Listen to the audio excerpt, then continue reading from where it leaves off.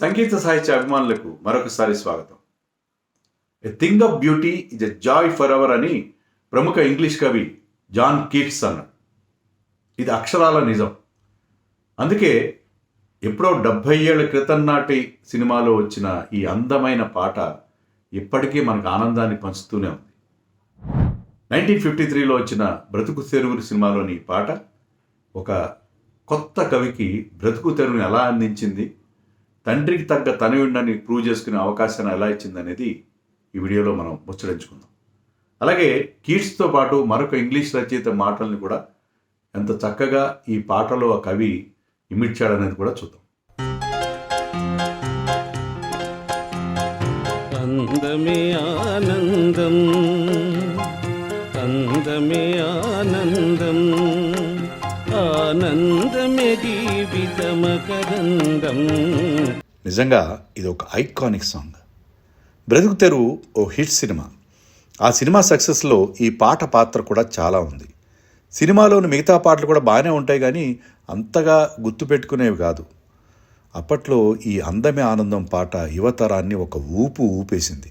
High school పిల్లల దగ్గర నుంచి కాలేజీ లెక్చరర్ల వరకు తమకు తోచిన రీతిలో ఈ పాటను పాడుకుంటూనే ఉండేవారట. ఇప్పటికి కూడా ఈ పాటకి రీమిక్స్ వెర్షన్స్ వస్తూనే ఉన్నాయి. పొందికైన మాటలతో కూడిన చిక్కటి సాహిత్యం, భీంప్లాస్ రాగంలో కూర్చిన మధురమైన బాణి, ఘంటసాల గంధర్వ గానం ఇవన్నీ చక్కగా అమరాయి కాబట్టే ఈ పాట ఎవర్ గ్రీన్ క్లాసిక్ అయింది. ఈ పాట రాసిన కవి పేరు సముద్రాల రామానుజాచార్య. సముద్రాల జూనియర్గానే ఈయన అందరికీ బాగా తెలుసు. ఆయన తండ్రి legendary lyric writer Samudrala Raghavacharya లేదా సముద్రాల సీనియర్. దేవదాసు, విప్రనారాయణ, లవకుశ, భూకైలాస్, సీతారామ కళ్యాణం లాంటి ఎన్నో హిట్ చిత్రాలకి సముద్రాల సీనియర్ పాటలు రాశారు. ఘంటసాలను సినిమా రంగానికి పరిచయం చేసిన క్రెడిట్ కూడా ఆయనకే దక్కుతుంది. కొడుకు రామానుజాచార్య సినీ రచయిత కావడం సముద్రాల సీనియర్కి ఇష్టం ఉండేది కాదట. బాగా చదువుకుని బుద్ధిగా ఏదైనా మంచి ఉద్యోగం చేసుకుంటే మంచిదని ఆయన అనుకునేవారు. తండ్రి కోరుకున్నట్టే జూనియర్ సముద్రాల డిగ్రీ చదవడంతో పాటు ఓ టెక్నికల్ కోర్స్ కూడా చేసి సినిమా రంగంలోనే సౌండ్ ఇంజనీరింగ్ డిపార్ట్మెంట్లో చేరారు. కానీ ఆయన ఆ ఉద్యోగంలో ఇమడలేకపోయారు. సినిమాల్లో రచయితగానే ప్రయత్నిస్తానని తండ్రికి చెప్పారు. సరే నీ ఇష్టం, కానీ నేను మాత్రం ఎవరికీ రికమెండ్ చేయను అన్నారు సీనియర్. శాంతి అమ్మలక్కులు అనే సినిమాల్లో సముద్రాల జూనియర్ పాటలు రాశారు, కానీ వాటి వల్ల ఆయనకు రావాల్సిన గుర్తింపు రాలేదు. అలాంటి స్ట్రగ్లింగ్ డేస్లో బ్రతుకు తెరువు వచ్చింది, ఆయనకి బ్రతుకు తెరువునిచ్చింది. అదేంటో ఆయన మాటల్లోనే విందాం. 53లో బ్రతుకు తెరువు వచ్చింది, అది నాకు బ్రతుకు తెరువు ఇచ్చింది.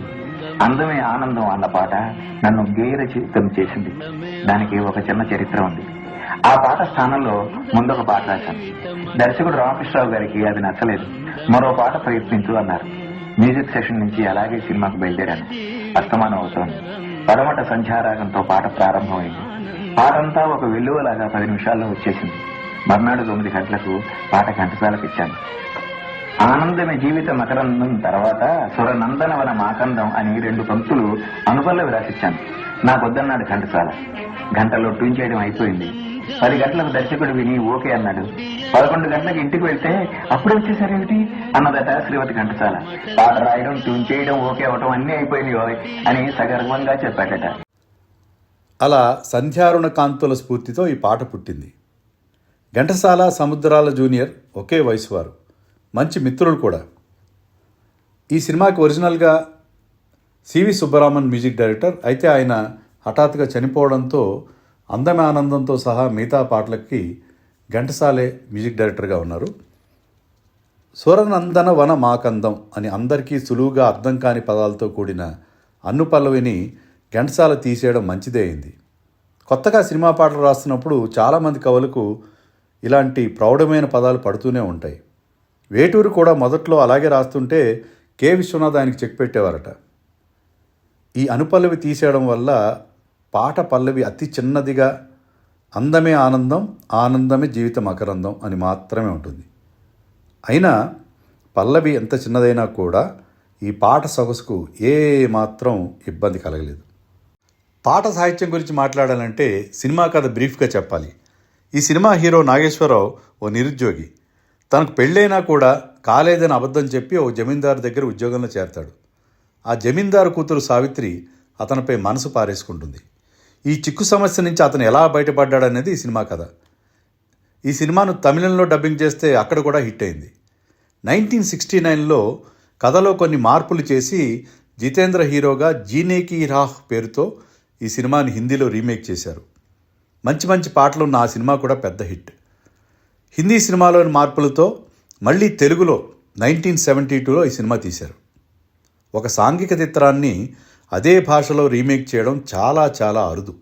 కానీ బ్రతుకు తెరువు సినిమాని ఈసారి రంగుల్లో అదే అక్కినేని నాగేశ్వరరావు హీరోగా భార్యా బిడ్డల పేరుతో తీశారు.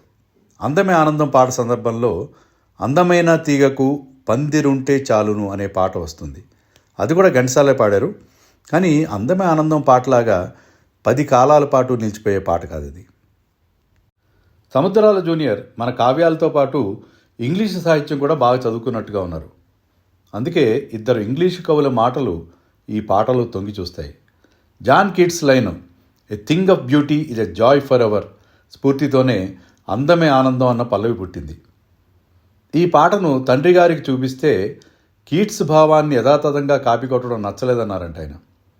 కానీ అప్పట్లో సముద్రాల సీనియర్ దగ్గర అసిస్టెంట్గా ఉన్న మరొక ప్రముఖ గీత రచయిత మల్లాది రామకృష్ణ శాస్త్రి గారు సర్ది చెప్పారట. మానవ హృదయాలు రాగద్వేషాలు ప్రపంచంలో ఎక్కడికి వెళ్ళినా ఒకటే గనుక అదేమీ పెద్ద తప్పు కాదన్నారంట మల్లాది. పాటలోని జీవితమే ఒక నాటకరంగం అనే పదబంధం కూడా యాజ్ యూ లైక్ ఇట్ అనే షేక్స్పియర్ నాటకంలోని all the world is a స్టేజ్కు అనుసరణ. పైకి ఈ పాట అంత్యనుప్రాసలతో సొగసైన పదాల అలికగా మాత్రమే కనిపిస్తుంది, కానీ ఇందులో లోతైన అర్థం కూడా దాగి ఉంది. మొదటి చరణంలో జీవితమే మధురానురాగం అనడం హీరో ఫ్యామిలీ లైఫ్ను సూచిస్తుంది. ఇక రెండో చరణంలో సుడిగాలిలో ఎగిరే పతంగం జీవితమే ఒక నాటక రంగం అనడం అతను అబద్ధం ఆడి ఉద్యోగం సంపాదించడం ద్వారా ఆడుతున్న నాటకాన్ని గుర్తు చేస్తుంది. ఈ పాటలో మనకి 3 లెజెండ్స్ దర్శనమిస్తారు. అక్కినేని, సావిత్రితో పాటు జమీందారుగా నటించిన ఎస్వి రంగారావును కూడా ఈ పాటలో చూడొచ్చు. ఇది పియానో పాట. పాత బ్లాక్ అండ్ వైట్ సినిమాల్లో హీరో కానీ హీరోయిన్ కానీ పెద్ద పియానో దగ్గర కూర్చుని పాడడం మనం రెగ్యులర్గా చూసేదే.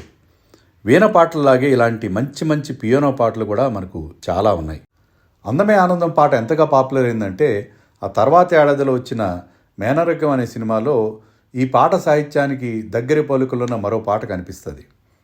ఆనందం ఆనందం ఆనందమే జీవిత పరమార్థం ముసిమిసి నవ్వుల మోహన రాగం కొసరే కోకిల వసంతగానం అంటూ సాగుతుంది ఆ పాట. అందమే ఆనందం పాటలోని పదబంధాల ఆధారంగా సినిమా టైటిల్స్ కూడా వచ్చాయి. జయప్రద, రంగనాథ్ హీరోయిన్లుగా అందమే ఆనందం అనే సినిమా వచ్చింది. జంధ్యాల పడమట సంధ్యారాగం టైటిల్తో సినిమా తీయడం కూడా మనకు తెలుసు. జీవితమే ఒక నాటకం అనే సినిమా కూడా వచ్చింది. మొత్తం మీద ఈ బ్లాక్ బస్టర్ పాట వల్ల సముద్రాల జూనియర్ చిత్ర పరిశ్రమలో నిలదొక్కోవడమే కాకుండా తండ్రికి తగ్గ తనయుడు అనిపించుకున్నాడు. పాండురంగ పద్యంలోని జయకృష్ణ ముకుంద మురారి, అమ్మ అని అరిచిన ఆలకించవేమమ్మ లాంటి మర్చిపోలేని పాటలు రాసింది కూడా ఈయనే.